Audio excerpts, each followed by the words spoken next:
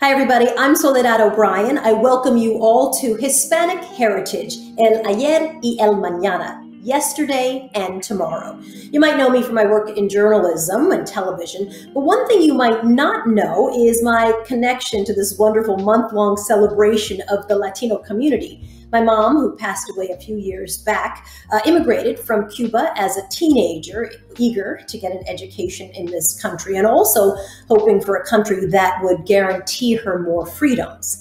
In 1968, California Congressman George E. Brown pushed to recognize the contributions of the Latino community, and Congress passed Public Law 90-48, officially authorizing and requesting the president to issue annual proclamations declaring September 15th and 16th to mark the beginning of what was then called National Hispanic Heritage Week. Today, we're celebrating that special period of the year when the U.S. recognizes a community that is hardly a minority anymore. We are 60.6 million strong, a record 18.5% of the total population, and growing quickly. Our music, our art, our language, our food have all had a profound influence on American culture. We've even been heard in the voting booth. Our program today will focus on the creation of the Latino Museum, another congressional recognition of the accomplishments of our community. We will also have a conversation about what the future could hold for two leading agencies: the Smithsonian Institution, which is now leading the planning and the development of the museum, and NASA, the global leader in space exploration, science, and research. It is a measure of how far the Latino community has come since that day when Congress initiated the celebration that two such august institutions are at the forefront of our discussion. Joining me is Dr. Ellen Stofan, the Undersecretary for Science and Research at the Smithsonian. She oversees its science research centers, as well as the National Museum of Natural History and the National Zoo.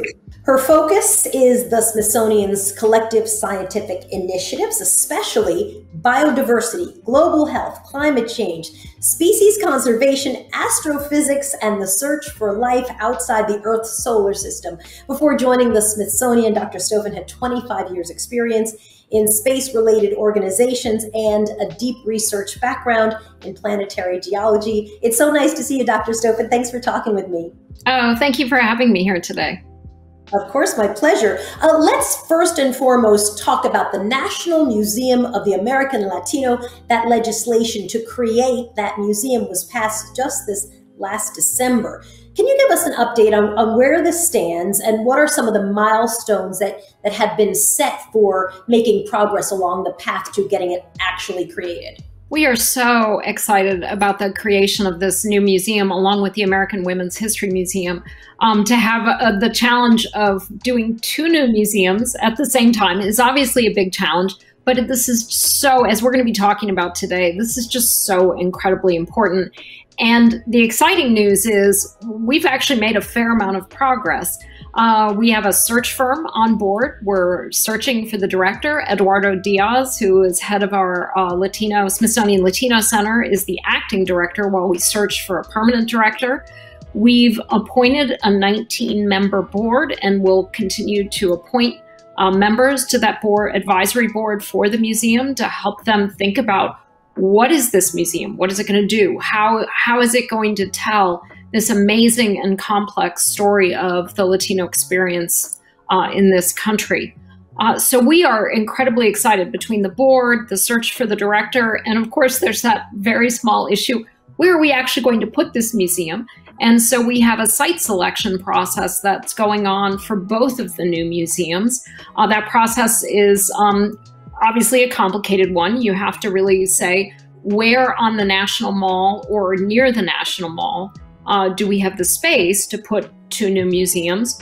And so it's really that site selection that is the first really important step, way before you ever get to the actual design of the museum. And so again, those things are all underway, really exciting.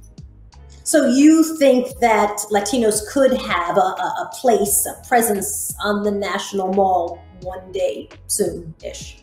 Yes, definitely. And, obviously, as our Secretary Lonnie Bunch knows, going from having the congressional legislation to actually getting the museum built on the mall can be a long process.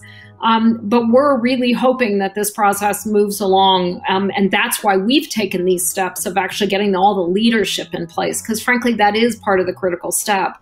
For those people who don't know, the Smithsonian is actually part federally funded and part privately funded. So about 60% of our funding comes from the federal government, and the federal government usually pays for the construction of museums.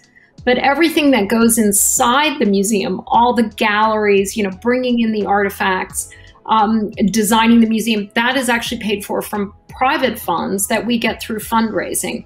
And so frankly, that's going to be for both of these new museums, that's going to be a big role of the board, is saying, how do we put together a fundraising campaign to help raise funds for these museums while we go through the federal process? Again, first of all, we have to have this site selection, we'll have to design the museums, and then go through the process of building it. So while it's certainly not going to happen in the next year or two, it is going to happen, and we're really excited about it. And I will say, to give us a preview of how exciting this is going to be, in May of 2022, the Molina Family Gallery will open at the National Museum of American History on the Mall. And that will actually be the first Latino-focused gallery on the National Mall at the Smithsonian. And so that'll at least give us a preview of the kinds of stories, the kinds of things we want to talk about, in really saying, how have Latinos helped shape this country? What has been their experience in this country? All these stories that are so critical to tell. The collaboration between NASA and the Smithsonian is quite deep. Can you talk a little bit about that history? Yeah, it dates amazingly all the way back to the 1960s. In fact, I think the first agreement was signed back in 1967, where NASA said that all of the significant artifacts from air and space would be, as soon as they were done using them, for technical purposes, they would go to the Smithsonian to be kept in perpetuity. And this is so incredibly important because obviously this is such a story of innovation, of amazing feats done by teams, done by individuals, that the fact that NASA really made this agreement very early on with the Smithsonian means we have all these artifacts to help us tell the story. And of course, it started, and the dominant part of the National Air and Space Museum's collection is the Apollo collection. So all of the Apollo artifacts, down to really old containers of pineapple that the astronauts took to the moon, everything went to the Air and Space Museum. So when you see artifacts around the world from Apollo, they're on loan from the Smithsonian, because obviously we wanted to get that story out, not just across the country, but around the world. We also hold one of my favorite things at the Air and Space Museum, which is the Apollo art collection. During Apollo, NASA commissioned all the leading artists of the day to be documenting Apollo from an artistic point of view. And I really love that, because I love this intersection between science, technology, engineering, math, and the arts. And those two are really critically important. So we have a Rauschenberg, we have like 5 Norman Rockwells, we have an Alma Thomas, that's my absolute favorite. So the fact that the Smithsonian can help tell that Apollo story is because we have these artifacts. And now this relationship continues to today.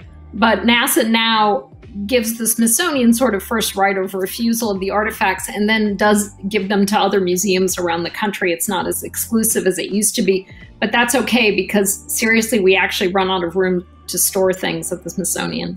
I've had the opportunity to interview many NASA scientists over the years on my journalistic programs, and it's always been fascinating. But what becomes very clear very quickly is that NASA has this massive portfolio, right? From the home planet to biodiversity to human impact to international space and moonlight, right? I mean, the list kind of goes on and on and on. How do you think you're going to be able to capture all of that and then represent some of that in the National Museum of the American Latino? What's that intersection look like?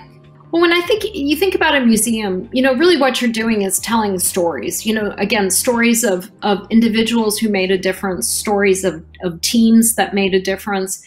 And obviously that story of NASA, if you're going to do a story about Perseverance rover, of course, that's on Mars right now, you want to talk about Diana Trujillo, who is a Latino woman who's doing amazing things as part of the engineering team on Perseverance. And so to me, it always comes back to the story. What's the story? Because you might have an artifact, but you really want to know, who is the person that built that? Who's the person that operated it?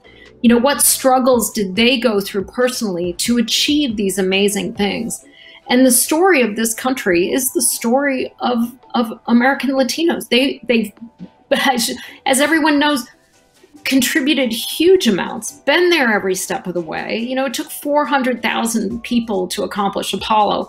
And so the job of the new museum is going to be to collect all those inspiring stories, some of them not wonderful stories, a lot of them stories of hardship, stories of struggle, stories of prejudice, and other stories are stories of perseverance and triumph and huge contributions to the history of this country. And so for the new director and the curators of that museum, frankly, it's going to be an embarrassment of riches, because there are so many stories out there, and which story do you choose, and which artifacts do you choose, and what is the narrative of the museum going to be? And that's going to be what we're going to be working on as we go through the longer process of actually getting the museum built, is what are the stories? And, you know, so many of those stories at NASA, you know, whether it's Ellen Ochoa, who flew obviously on the space shuttle and then went on to become head of Johnson Space Center, or whether it's somebody we're going to be talking to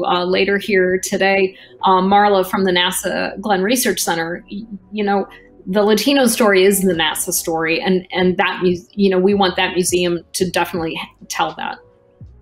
An embarrassment of riches is always a very good problem for someone who's curating a museum to have. Dr. Stofan, I'm going to have you stand by for a moment. We're going to continue our conversation in just a few moments. I wanted to hear about the great work that is going on, in fact, at NASA's Glenn Research Center and Langley Research Center, leaders, of course, in aeronautics and aviation. So let's welcome the Glenn Research Center Director, Dr. Marla Pérez-Davis. Over our 80 years of operations, NASA Glenn has made many contributions to space and aeronautics, from ground testing, materials development, and research perspective. In that time, we have helped NASA explore the solar system. We have made aircraft cleaner, quieter, and safer, and our technologies have changed lives here on Earth. Initially established in 1941 as an aircraft engine research laboratory, NASA Glenn now contributes to a variety of NASA and commercial aerospace missions through our expertise in aircraft and space technology. Glenn is helping the United States send the first woman and the first person of color to the moon.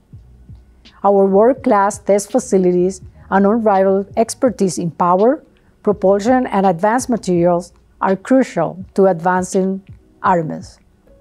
Glenn is conducting revolutionary aeronautics research in green technologies like electric aircraft propulsion and advanced materials and alternative fuels for sustainable aviation, while also exploring next-generation supersonic and hypersonic aircraft.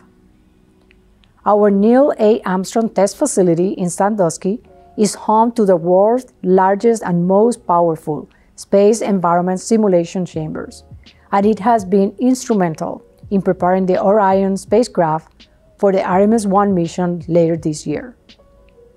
NASA Glenn is advancing human spaceflight through our leading roles in power and propulsion communication technologies, advanced materials, and through our world-class test facilities. Our center played a critical role in the development and testing of the Orion spacecraft for Artemis 1. And we will look on with pride at its flight around the moon and back to prove the systems and technologies needed to safely launch astronauts on Artemis 2 in the coming years. We are finalizing the design of the power and propulsion element for our lunar gateway.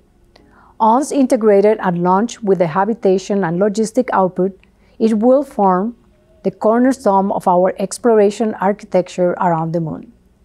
And its innovative high-power propulsion system will provide more access to lunar surface while demonstrating those technologies for future human exploration of Mars.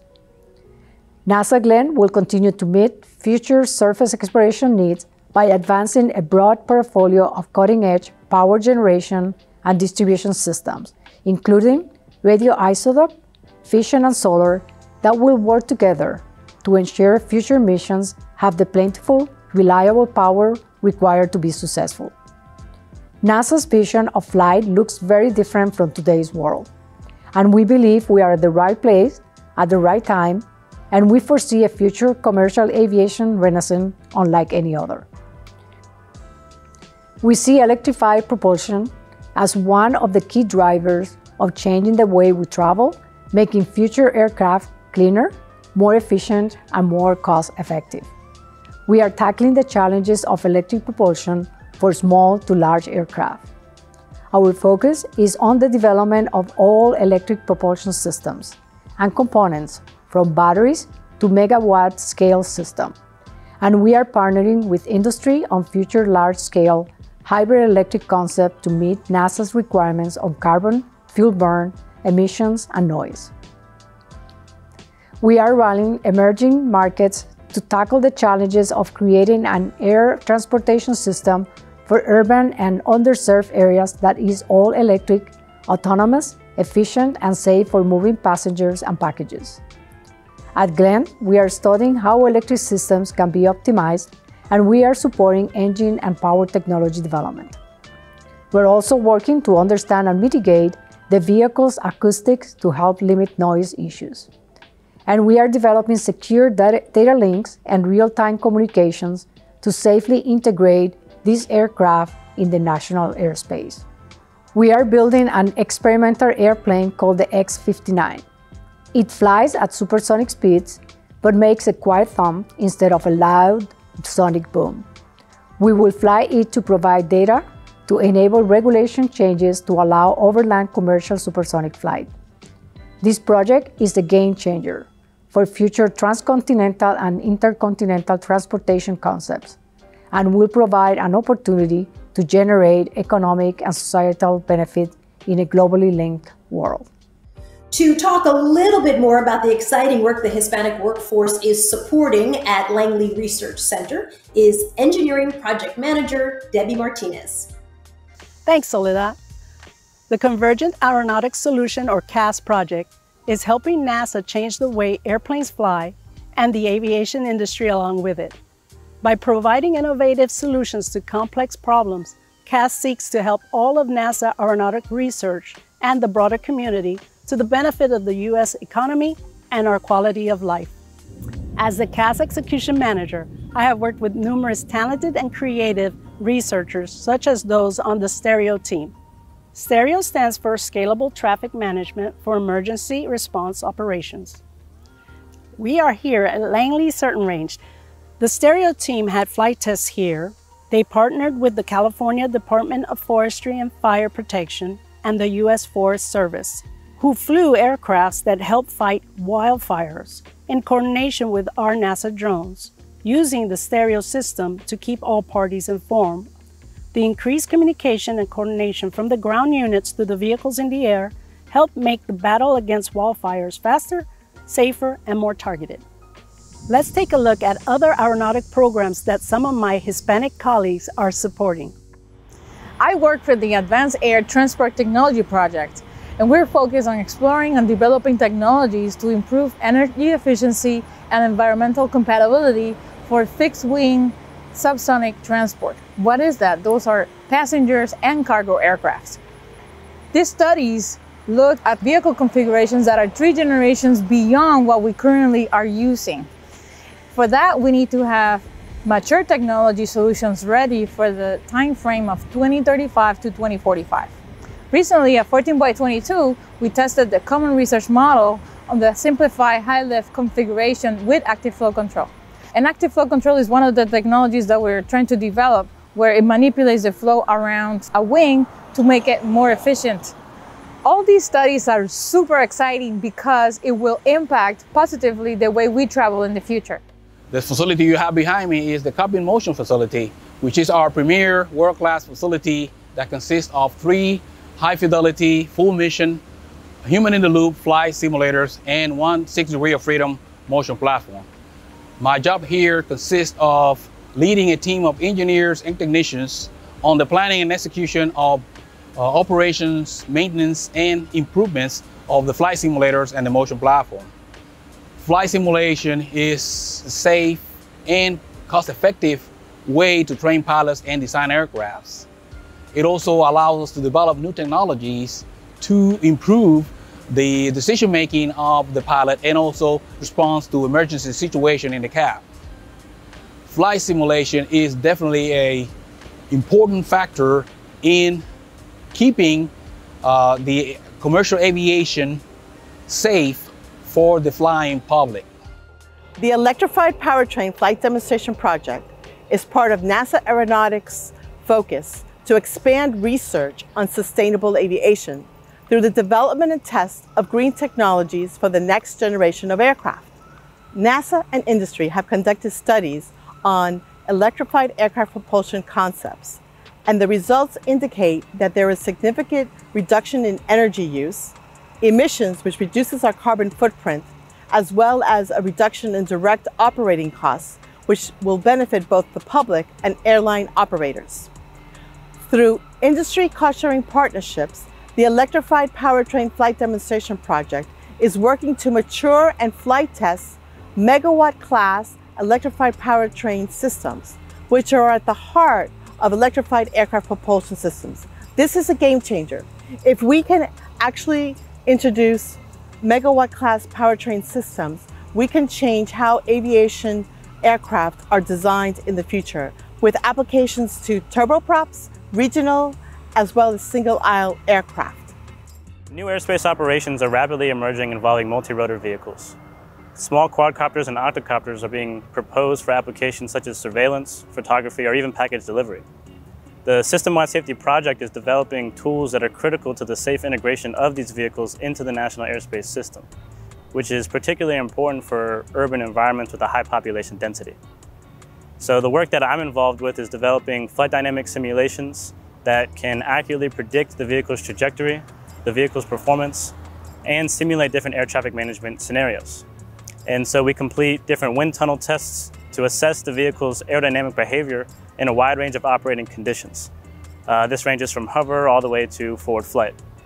It's definitely an exciting time to be a part of NASA and shape the future of aviation.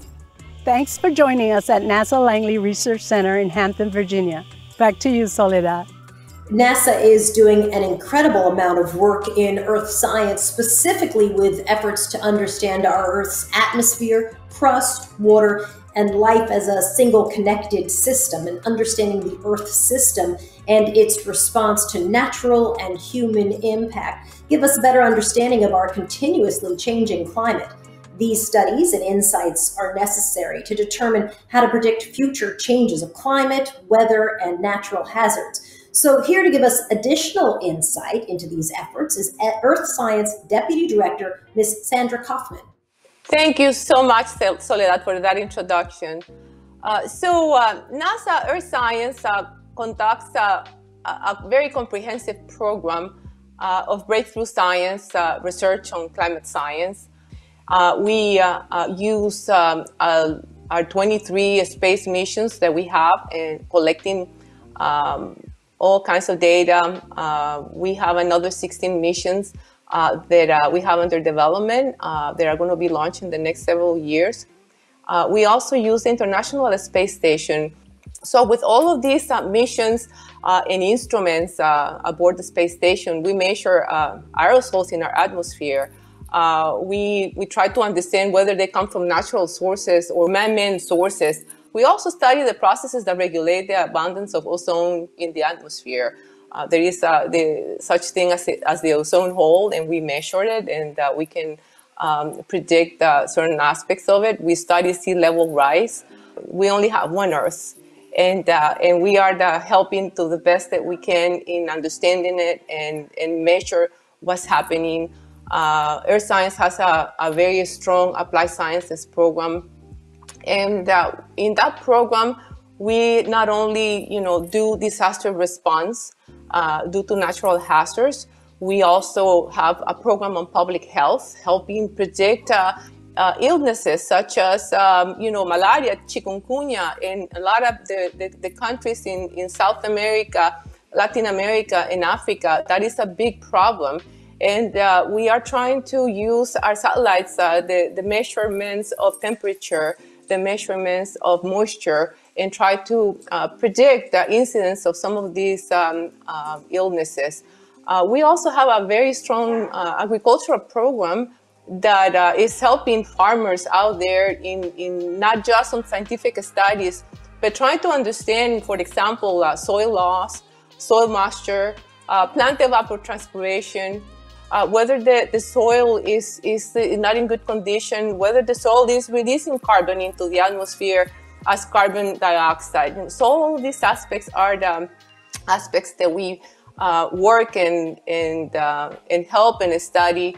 And of course, working with local communities, working with people in coastal areas with the sea level rise, and helping anticipate aspects of resilience, community resilience, and such.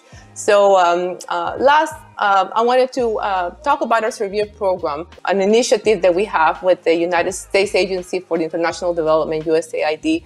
And we work in partnership with leading regional organizations worldwide to help developing countries use this information provided by our satellites. And empowering local communities all the way from West Africa, South Africa, the Himalaya region, Central America. And we are planning on opening up a new hub in Central America in the upcoming years.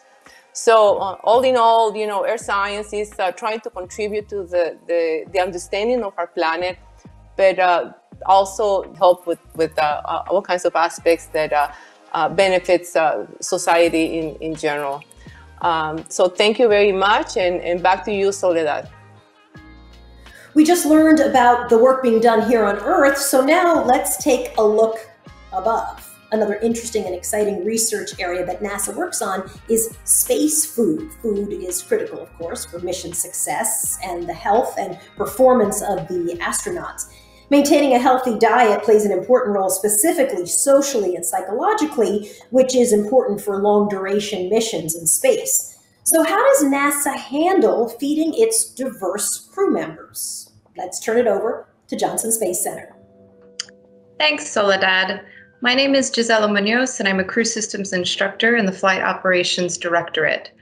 One of the lessons astronauts receive from our team is food preparation and equipment, which covers not only how to operate the galley hardware, but also what types of food they can expect to see when they're on orbit and how to prepare them. Space food is prepared and packaged differently than on Earth. A standard menu for astronauts will include rehydratable foods and beverages, thermostabilized foods that are packaged similar to military MREs, and natural form foods like nuts or cookies. If you're lucky, you'll get food from one of our international partners like Russian, European, Canadian, or Japanese space agencies. Astronauts also have access to fresh food like apples and oranges that are flown up on our commercial resupply vehicles. Eating and drinking in space is different than on Earth because of the lack of gravity. Since you're not able to pour drinks into a cup, beverages are packaged in a pouch and sucked out through a straw. For your food, you need to be careful as you eat because even small pieces of food don't normally fall off the table like they do on Earth, but they'll float away and hopefully not at one of your fellow crewmates. One popular Hispanic food used in space are tortillas. Tortillas are a staple food and native to Hispanic cuisine in Mexico, Central, and South America. Tortillas have been used on orbit for decades for crew meals as early as the beginning of the Space Shuttle program. Astronauts have gotten creative over the years with using tortillas to make pizzas, fajitas, breakfast burritos, and even a space cheeseburger. Tortillas are a great component to the standard menu because they don't create a lot of crumbs and have a longer shelf life than the standard breads we eat on the ground. Shelf life is important because astronaut meals are sent up to the International Space Station in advance. In addition to the standard menu, astronauts are provided a small sample of off-the-shelf foods they request to fly. Some recent requests have included Hispanic foods such as salsa sacera, bean dip with jalapenos, and tostada shells. Salsa sacera is a red sauce dip made from chili peppers, red peppers, onion, garlic, and tomatoes. Tostada shells are similar to tortillas, but have a crunchy consistency. Avocados even made a recent trip up the ISS aboard one of the resupply vehicles. It is important to incorporate this variety into everyday meals and take crew preferences into consideration. The acceptability of astronaut meals are a contributor to the positive psychological health and performance of the crew while they are in space. Gathering for meals with friends and family with good food is an important part of the Hispanic culture. Entire songs have been dedicated to the menu of Hispanic cuisine, such as El Menú. The opportunity to have the comforts of home cannot be understated. This will be equally important as we venture farther from home during the Artemis missions. And it's back to our conversation with Dr. Stofan. So given this long-standing partnership between NASA and the Smithsonian, how do you see them working together on the Latino Museum? What would that actually sort of look like in practice? Well, you know, one of the things that NASA is constantly think about is how do we help inspire that next generation? And that's actually also the mission at the Air and Space Museum. And I know it's the mission for the whole Smithsonian is really thinking about how do we inspire the next generation to do more, to discover more, to invent more, you know, to keep this great story of this country going. And so when I think of the Latino Museum and NASA working together, one of the things I really think about is first of all, going back to Marian Wright Edelman's quote, you can't be what you can't see. And so are we highlighting people like the astronaut Franklin Chang Diaz or Joe Acaba, who you're going to talk to, or Ellen Ochoa? Are we really telling those stories of people like Diana, of people like Marla, these amazing engineers, so that every kid who walks into that museum understands that people who look like them have been making incredible contributions all along. And I know that's really important to NASA, and I know it's really important to the Smithsonian, that piece about inspiration. And then, of course, it's always the programs. It's not just the artifacts, which are critically important, that help us tell the stories. It's not just who we're featuring, but what kind of programming, what kind of educational reach, so that certainly people who come to the museum are being inspired, but we're also creating digital outreach, using all those incredible skills that NASA has and the Smithsonian has together to really make sure we're not just reaching kids who can come to Washington, but that we're reaching kids all around this country and all around the world. Currently, NASA is preparing for return to the moon, and there are a handful of Hispanic astronauts who are working to make that a reality. This means that they could be the very first Hispanic astronauts to ever set foot on the moon, which is amazing. No, it really is amazing. And you know, I'm old enough that I remember the first moon landing. And while it was certainly inspiring, and actually my dad worked at NASA at that time, it didn't make me think I'm going to go do that, because frankly, none of them looked like me.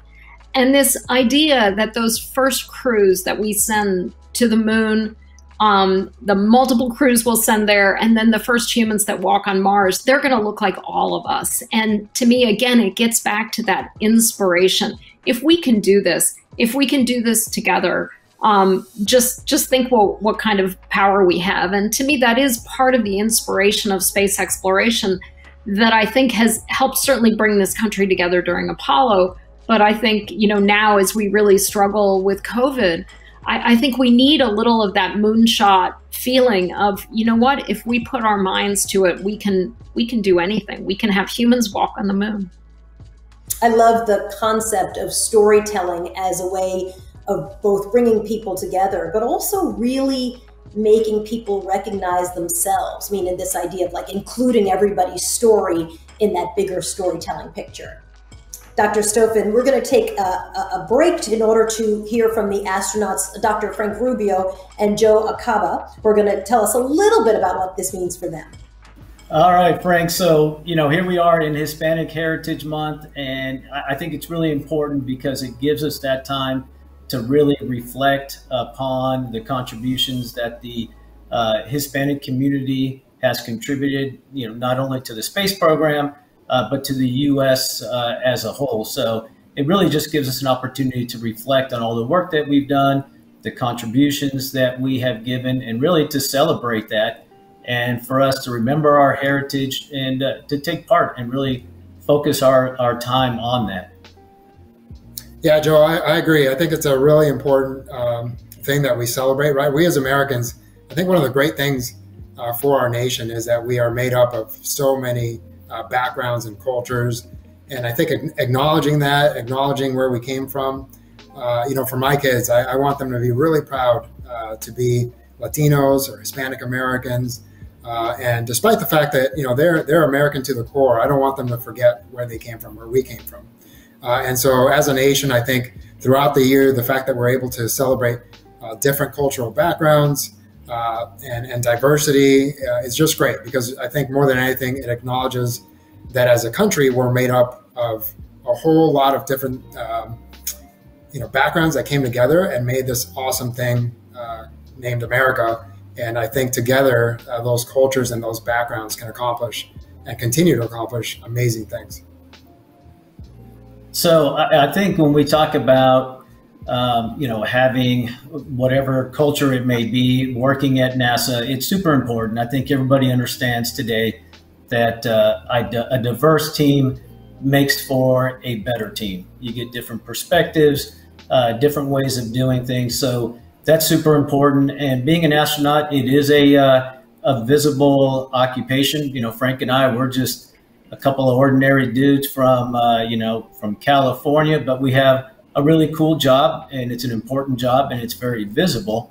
And so, part of what we do is representing NASA, but then also representing who we are as people. And so I think from the NASA side, that's super important. But when we go out and, either when we give talks or when we go and do our missions, people are watching.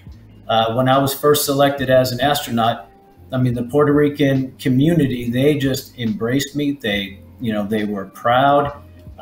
They reached out to me. And then as I flew on my shuttle flight and then future flights, that support just continued.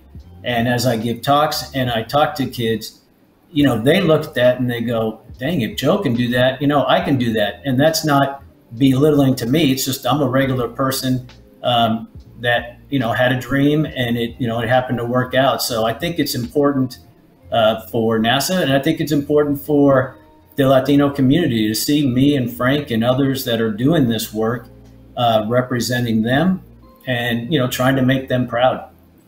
Yeah, Joe, that's an awesome way to put it, like you said, we're just blessed to have this awesome job and to represent the NASA team, right? We represent thousands of people that just put in so much work and effort to make what we do happen. And I think people forget. Yeah, you look at my class, for instance, and we're an incredibly diverse class. But first and foremost, within our core, competence and capability are utmost, because ultimately we're trusting each other with our lives. And so when I look at Joe, it's awesome that he's Hispanic, right? And that I know that he's reaching a large portion of our society. But really, when I see Joe, I see an incredibly capable, competent astronaut, and that's who I want beside me. Not just because he's Latino, but also because, and really mostly because of who he is as an astronaut, as far as being capable, knowledgeable, and competent in what he does. And I think all of us take a lot of pride in that.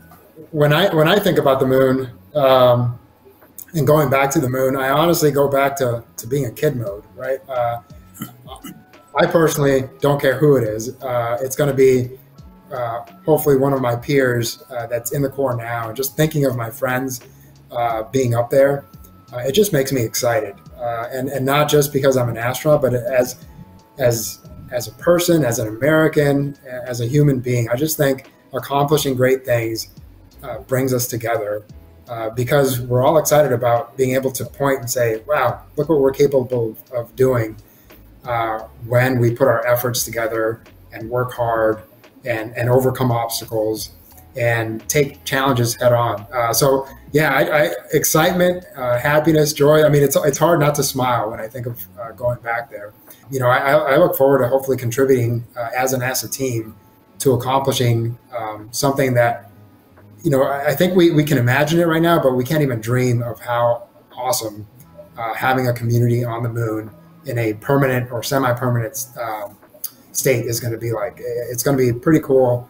It's going to be hard, but I think it's going to make it even better. The fact that it is hard is going to make it even better for us to be able to accomplish those things. Yeah, when I think about, you know, all of us going back to the moon, and if I just had to say a few words, it would be, you know what, if we can do it, you can do it. And, you know, that sounds very simple, but it takes a lot of work. It's going to take a lot of work for us to go back to the moon. And I think it signifies that amount of work, that amount of dedication. So whatever the younger generation wants to do, just know that if we can do this, if we can get back to the moon, you can accomplish what you want to do. We're not working every day thinking about a legacy, but it is important for us to realize that people do look up to us as a role model. And, you know, I feel proud that, you know, we both are leaving a mark, you know, to our country, to where we came from, and just the world in general. So I think, you know, the most important thing is being a good person, and working really hard. You know, you're not always going to be the best at any particular job, but you can work hard. You can make yourself proud. You can make your family proud. And I think that, you know, when I start thinking about a legacy, I'm hoping that's what people will remember is, you know, Joe was just this regular old dude, but, you know, he worked hard. He was a good person, and, you know, and I can be proud about that. Right. We, as a Latino community, tend to bring a lot of joy and celebration to the picture. And I think nowadays, especially, our nation needs a little bit of joy. And so as we reflect and as we celebrate, you know, trying to stay focused on, yes, we're in a hard period in our history right now, but we're going to overcome this. And we're going to look back and say, hey, we did it. We got past that. And now it's time to keep moving forward. And so let's celebrate, enjoy, take pride in who we are, and then keep moving forward. Adelante. Back with Dr. Stofan. Washington, D.C. has a lot of museums, Why this one? What will make it different? Why would you say people have absolutely, positively have to go to this museum when it's finally built and completed? You know, when I think of all the Smithsonians, and for example, you could argue we already have a Museum of American History. Why do we need a museum just about the Latino population? But when I look at our Museum of Native American Museum, when I look at the African American History and Culture Museum, those museums show the richness and the depth of the stories and the contributions that have made this country what it is. And I think to be able to highlight stories that, frankly, people just don't know. I mean, how many people know who Felix Carrera was? I mean, he was a Puerto Rican World War I fighter pilot hero. Every kid should know his name. And this museum will give us the opportunity to tell more stories, to talk about the contributions that Latinos have made to this country, but also to show the darker side. What have been the struggles? What have been the challenges? And I think that for those of us who really think about the rich, rich heritage that goes back hundreds of years in this country, those stories need to be told. They need to be more commonly understood. And it is the American story, and it's the Smithsonian's job to tell the American story. And the Latino Museum will give us more space, more room, more bandwidth to make sure that everybody's story gets told.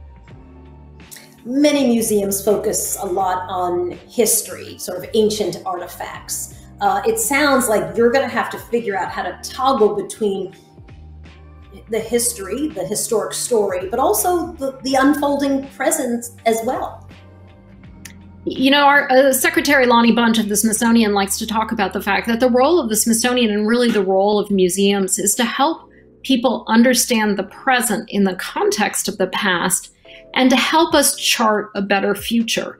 And so when you think about that, we should be using history in all these museums to help us understand how we got to the place we are today, because hopefully that'll help us understand what's happening. It gives you a very different interpretation of what's happening right now if you really understand the path we walked to get here. And then when you think of that path, it helps you understand, how do we get to the future that we all have a role in creating? And I think sometimes a lot of us feel like the future is something that happens to us. It's not something that we have agency in. And to me, at the Smithsonian, we're telling the stories of the past. We're involving people in the excitement of what's happening now. But it's all with the idea of how can the public then use that information to help create the future that we all want. NASA is obviously continuing its work on inspirational missions that capture the imagination of many. I know that currently the agency is exploring foreign worlds, looking to get humans back to the moon, as I mentioned, all while expanding our understanding of the planet.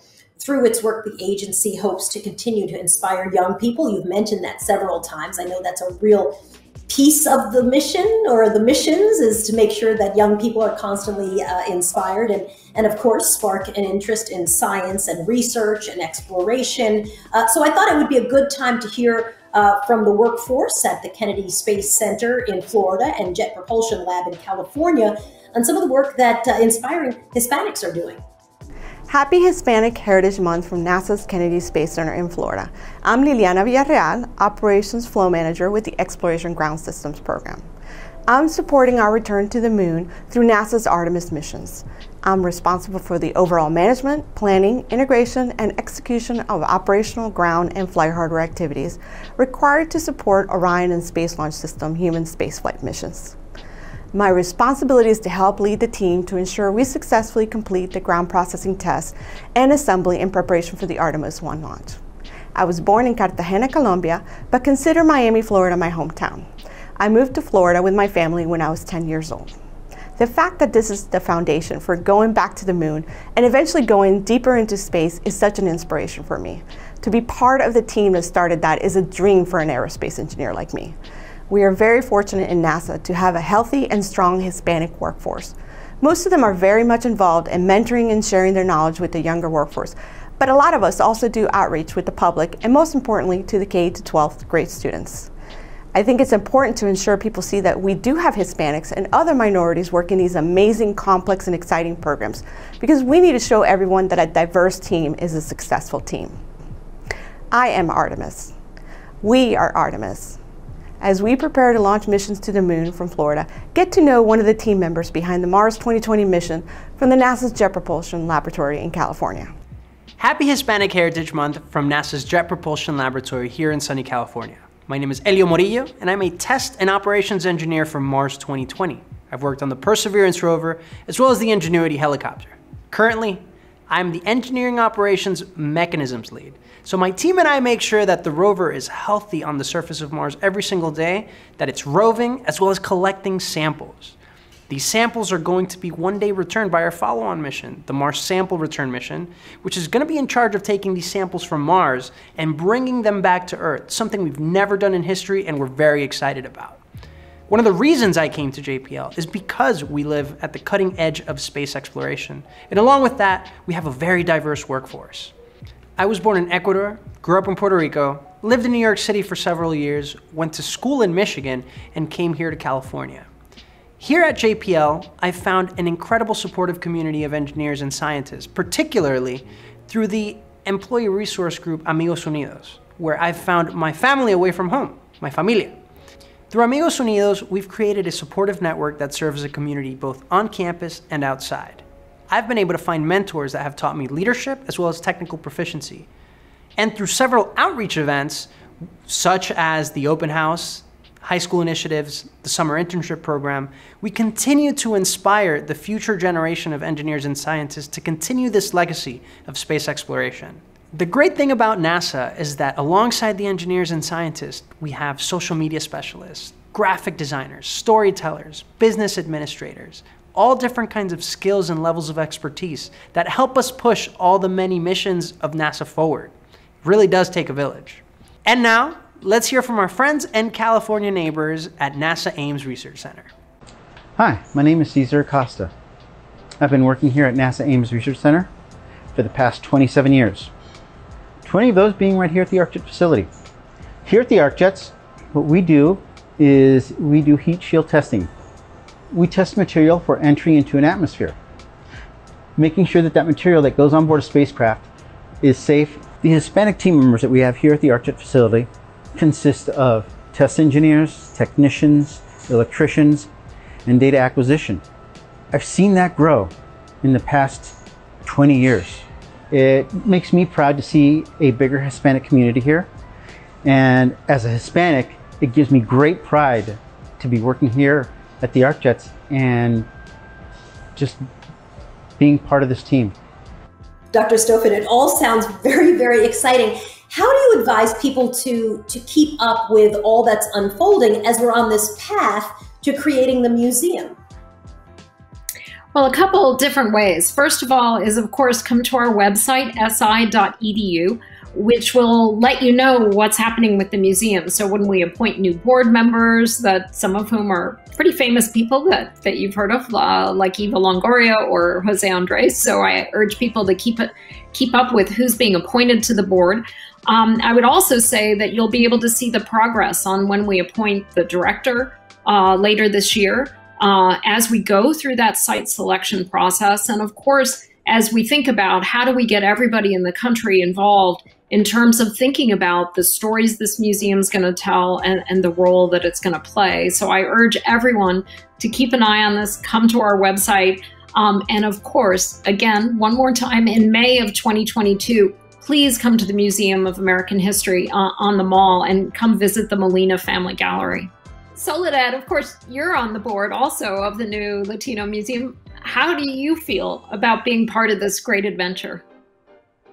Sort of like, it seems kind of overwhelming, and talking to you about it makes it seem even more overwhelming. I'm incredibly honored, obviously, and very excited, but already you think like, well, what is the story of the American Latino? Is it my mom's story, came to this country as an Afro-Latina from Cuba?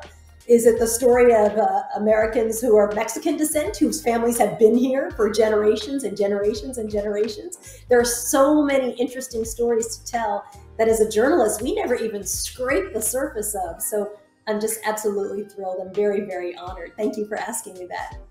Thank you. A big thank you to Dr. Ellen Stofan for a great conversation. And I have to say, one of the things that I'm really looking forward to in this new museum is to see so many Americans exposed to the story of our community. We've had an incredible impact on this country, and our ancestors, whether they were our parents or our great-great-grandparents, have been refreshing our country's culture for 500 plus years. Our stories are America's stories. This museum and conversations like the one we just had underscore just how much we have infused American culture with the very best of us. And I think it's also an opportunity to correct some of the mistakes made long before my mom arrived in this country from Cuba. And for many years, a lack of recognition, a lack of inclusion. Our community has been a great part of the American story in society, in culture, the arts, schools, government, corporate America. Only 2%, or 10 Fortune 500 CEOs are of Hispanic descent. Only 3% of full-time college professors are Hispanic. Latinos account for just 6% of judges on courts of appeals, 7% of judges on district courts, though everybody's very proud to have Supreme Court Justice Sonia Sotomayor. There are just 26 Hispanic members of Congress, but passing this legislation to create the National Museum of the American Latino is just the beginning. Now the real work begins. I'm happy to see some of you in this room leading the change. So thank you, thank you, thank you. And a very special thank you to the Hispanic Outreach and Leadership Alliance, HOLA, at NASA headquarters for this opportunity, and to everyone across NASA who participated in today's program. Thank you all for watching. And now let's hear a few words from HOLA's leadership. Gracias, Soledad. What a joy and honor to have you as our host for today's program. On behalf of the Hispanic Outreach and Leadership Alliance here at NASA headquarters from beautiful Washington, D.C., we'd like to thank you and Dr. Ellen Stofan for leading such a great conversation about the creation of the Museum of the American Latino. Latino Americans have touched many aspects of our daily lives, and we're excited to hear the stories that will be told through it. Here at OLA, we work hard to foster awareness and promote the contributions that our community has done here at NASA. So we're looking forward to increase that representation, involvement in our science, technology, engineering, and space exploration. We would like to thank the NASA employee resource groups across the agency who participated in this year's program. Ames Research Center, Glenn Research Center, Jet Propulsion Laboratory, Johnson Space Center, Kennedy Space Center, and Langley Research Center. Thank you also to NASA leadership for supporting employee resource groups like OLA and for embracing diversity, equity, and inclusion. And now, let's hear from our NASA Administrator, Senator Bill Nelson. This program marked an opportunity to celebrate and reflect on the contributions and impact of Hispanics throughout our community, our country, beyond. Thank you to Soledad O'Brien, Ellen Stofan, and all our NASA guests for contributing to this meaningful conversation. And as we heard in the program, Congress passed legislation to build a national museum of the American Latino in December 2020. What a historic moment. I look forward to seeing the development of this future museum and ensuring the full NASA story and the Latino story that it's captured and shared with the world. As NASA continues studying our home planet, exploring our solar system, and way beyond, and preparing to go back to the moon and then on to Mars, it will take all of us working together to be successful. NASA is committed to a culture of diversity, equality, and unity. Thank you again for joining us in celebrating Hispanic Heritage Month. And a special thank you to the Hispanic Outreach and Leadership Alliance at NASA headquarters, and to the Hispanic employee resource groups all across NASA centers. Onward and upward.